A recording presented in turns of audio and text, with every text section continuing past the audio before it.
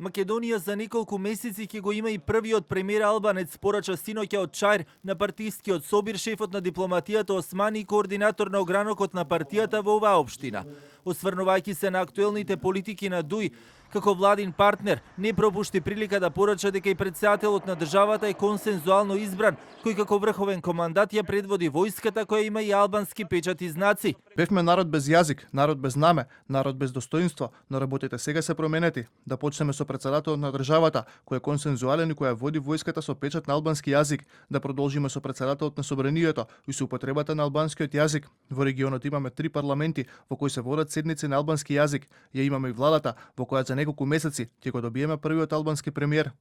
Во Куса комуникација за телевизија 24, Османи само кратко се дообјасни дека не мислел на предвремени избори.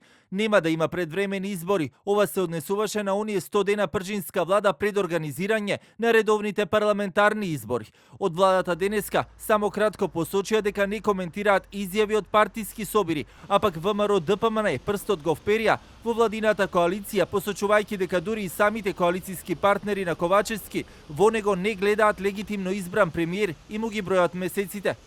Не само што голем дел од јавноста го перцепира Ковачевски како нелегитимен премиер, туку и коалициските партнери во владата го гледаат само како привремен премиер кој наскоро ќе биде сменет.